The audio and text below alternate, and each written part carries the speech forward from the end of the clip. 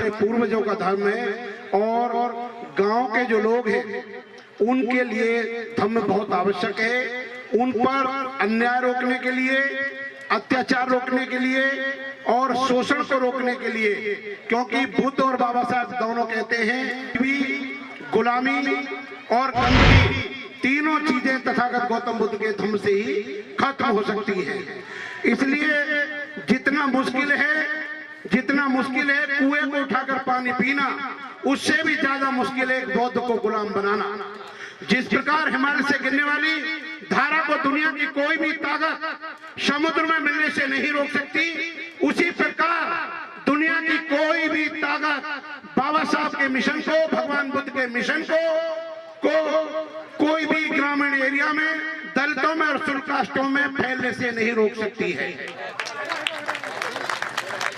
जिस प्रकार गर्म लोहे को केवल गर्म लोहे से ही जोड़ा जा सकता है, उसी प्रकार केवल विचारिक क्रांति लाने के लिए केवल बुद्ध के विचारों से ही संभव है। और मैं आपको ये बताना चाहता हूं, जिस प्रकार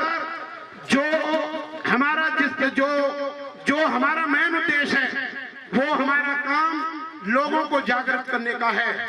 जो लोग बीमार हैं वो दवाई खाएंगे, जिन्होंने गुलामी में रहना है और अपना कोई विकास नहीं करना, उन लोगों ने जिन्होंने अपनी बर्बादी स्वयं करनी है, वो इस मार्ग पर नहीं चलेंगे। बुद्ध की आवश्यकता क्यों है? बुद्ध की आवश्यकता इसलिए है क्योंकि आपको नशे का, शराब का, अपने समाज में से शराब पीने के व्यवहार को बंद करना है, आपने गलत आचरण को बंद करना है, आपने तरक्की पानी है, स्थायी नौकरी पानी है और अपने समाज का विकास करना, अपना सुधार करना है। इसलिए कदम कदम पर बौद्ध धर्म की आवश्यकता है। भगवान बुद्ध का धर्म, भारतीय संविधान भगवान बुद्ध के अनुरूप है। आपको मैं बताना चाहता हूं, भारत के संविधान में 22 चैप्टर हैं, 22 अध्याय हैं। उसी प्रकार जो 22 अध्याय हैं, उसी प्रकार बाबा साहब ने हम लोगों के लिए 22 प्रतिज्ञा बनाई है। 22वीं सदी तक हर आदमी को बुद्ध के धर्म में आना है। जिस प्रकार वनों की रक्षा सिंहों के द्वारा की जाती है और सिंहों की रक्षा वनों के द्वारा की जाती है, उसी प्रकार भारतीय संविधान की रक्षा आपके द्वारा होगी और आपकी रक्षा भारतीय संविधान के द्वारा होगी। भारत का संविधान पूरी तरह से वैज्ञानिक दृष्टिकोण का है। जो आर्टिकल 51 है इंडियन कॉन्स्टिट्यूशन का, वो कहता है कि भारत की ड्यूटी है कि वो विश्व में शांति स्थापित करे। तो विश्व में शांति स्थापित करने के लिए भगवान बुद्ध का जो बंधुता, भाईचारे का जो संदेश है कि विश्व एक भाईचारे की तरह है, ये संदेश को केवल भगवान बुद्ध के धम्म से ही संभव है। क्योंकि ये धम्म समानता की स्थापना करता है, ये धम्म असमानता को खत्म करता है और समता मूलक समाज की स्थापना ये धम्म करता है। भगवान बुद्ध के देखिए, जिस प्रकार नदी को बहने के लिए किसी पथ की जरूरत नहीं होती और सत्य को कहने के लिए किसी शपथ की जरूरत नहीं होती, उस प्रकार में साथियों धम्म को फैलाने के लिए किसी रथ की जरूरत नहीं होती, वो अपने पैरों से धम्म फैलता है। धम्म को फैलने के लिए ये जरूरी है कि हमारे लोग पूरी ताकत से काम करें, हमारे लोग पूरी तरह से देखें कि हमारा उद्देश्य केवल अपने लोगों का चतुर्मुखी विकास करना है। वे लोग जिन पर सदियों से जुल्म, सितम, अन्याय, शोषण किया गया है, ऐसे लोगों के लिए बुद्ध का धम्म एक औषधि के रूप में सुझाया जा सकता है। जब इस देश की सरकार लड़खड़ा रही थी, इस देश की जनता फड़फड़ा रही थी, तो बाबा साहब डॉक्टर अम्बेडकर ने इस देश को संविधान को दिया। अतः हम कह सकते हैं बाबा साहब डॉक्टर अम्बेडकर और उनका संविधान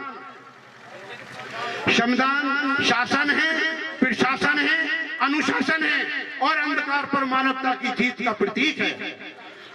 जुल्मों का बीज हम बोने नहीं देंगे, अपने भारत को आग हम लगने नहीं देंगे। ए वतन तेरी खुशियों की कसम, तेरे दामन पे आग हम लगने नहीं देंगे।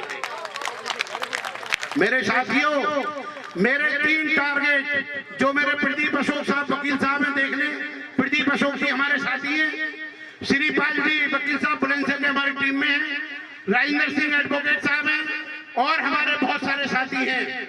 हमारा मेन काम पहले भगवान बुद्ध की एक पीतल की प्रतिमा को स्थापित करना खाजपुर गांव में है। जो बल्लाज जी का गांव है, बल्लाज जी खड़े हो जाएं प्लीज। बल्लाज जी बहुत ही कट्टर कार्यकर्ता समाजवादी पार्टी के हैं। पीतल की मूर्ति का इलेक्शन से पहले इनके यहाँ पर स्थापना होगी। दूसरी मूर्ति का स्थापना हमारे जो गांव रसूलपुर है, चोले चौकी के पास, वहां पे होगी और जिसका पूरा रोड मैप तैयार कर लिया गया है। तीसरी मूर्ति की स्थापना धमेड़ा गांव में होगी, जहां का एक आदमी प्रदीप अशोक साहब से मिलकर तय किया गया है। अगर बुद्ध की मूर्ति है, संस्कृति है, मूर्ति से हमें कुछ नहीं मिल रहा। मूर्ति हमारी इज्जत का प्रतीक है। जहां पर लगी है वहां के लोग किसी की गुलामी नहीं करते। इसलिए हमने प्रजातांत्रिक रूप से, सामाजिक रूप से लोगों को आगे बढ़ाने के लिए काम करना है। मैं आपको बताना चाहता हूं कि एक बार जब जापान के भारत का एक व्यक्ति गया और वहां उसने जाकर देखा कि जापान के वृक्षों की ऊंचाई तो 3-4 फुट है, लेकिन उसकी उम्र 300 से 400 साल ज्यादा है। उन्होंने कहा कि वृक्ष आगे क्यों नहीं बढ़ता? तो माली ने बताया, जिस वृक्ष की जड़ों को काट दिया जाता है वो आकाश की तरफ नहीं जाती है।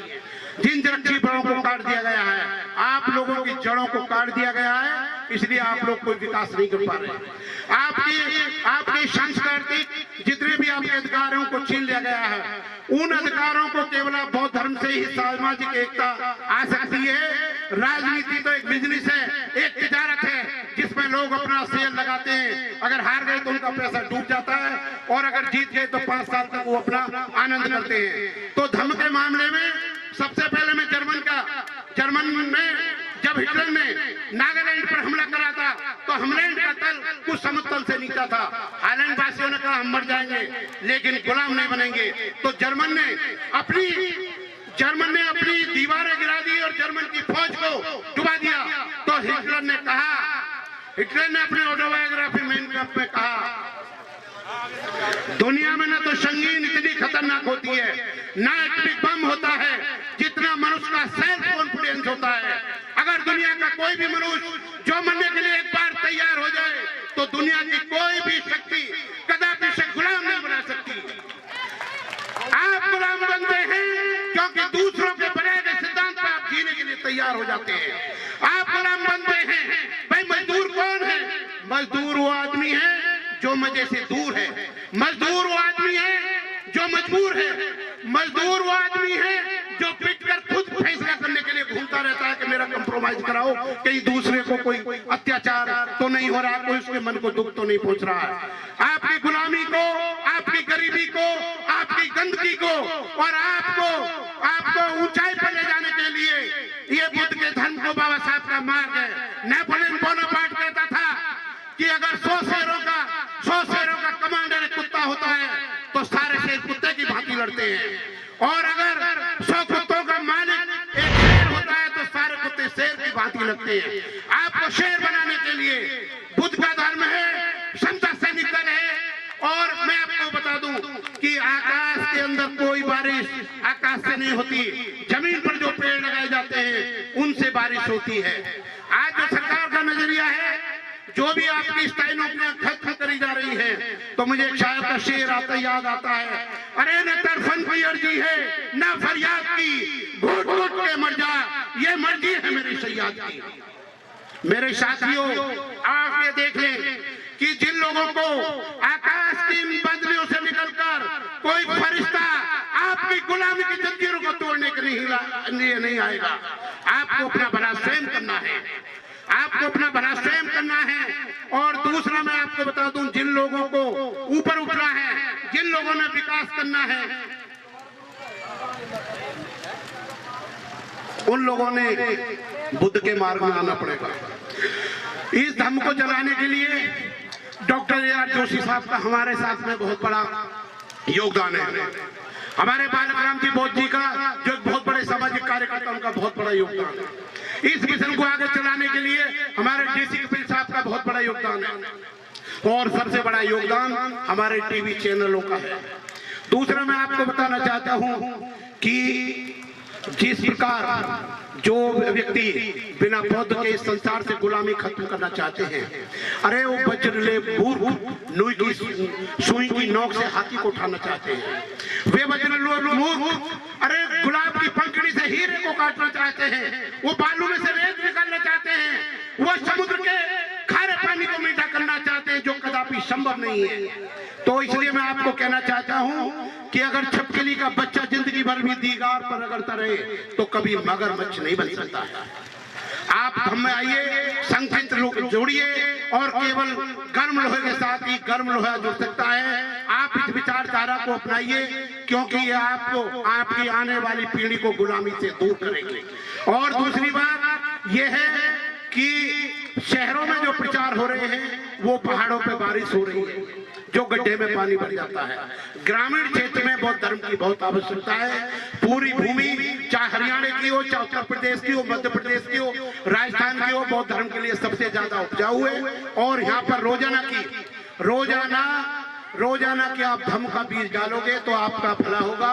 और मैं आपको बता दूं कि आपको राजनीतिक अगर जो लोग समाज आपको पूरी तरह से मदद कर सके, आपकी अगर सरकार होगी तो डीएम आपके होंगे, एसपी आपके होंगे, थाने के अध्यक्ष आपके होंगे, कलेक्टर आपके होंगे। जब आप लोगों का भलाई नहीं करोगे तो आप दूसरों से भले की आशा किस प्रकार कर सकते हो।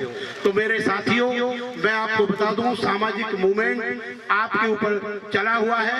और दूसरा मैं एक संदेश देता हूं, हमारे बीच में इंजीनियर मंगू सिंह जी हैं, प्लीज इंजीनियर मंगू सिंह जी खड़े हो जाएं। वो एक मूवमेंट हम सबके सहयोग से चला रहे हैं। अगर उनको बच्चे दिए जाएं तो बाबा साहब में ट्रेंड करेंगे, भगवान बुद्ध के धम्म में ट्रेंड करने की उनकी विचारधारा है। वो ये बात बताएंगे, बच्चों को जनरल नॉलेज और इंग्लिश पढ़ाई जाएगी ताकि लोग अपनी एजुकेशन पर ही हो जाएं। बुद्धं धम्मं संघं का अर्थ ही आधुनिक भाषा में ये था कि एजुकेट एंड यूनाइट। ये बाबा साहब ने आम भाषा में बनाया था। मैं साथियों आपको एक बात कह के अपनी बात खत्म करूंगा। मेरे बाद में सुंदरी डागर जी अपने विचार करेंगी, वकील है, महिलाएं नोएडा से हैं। मेरा आपको आखिरी संदेश ये है, जो गालिब का एक शेर है कि ए गालिब एक भूल में जीवन भर करता रहा, अरे धूल तो जमी थी मेरे चेहरे पे और मैं आईने को साफ करता रहा।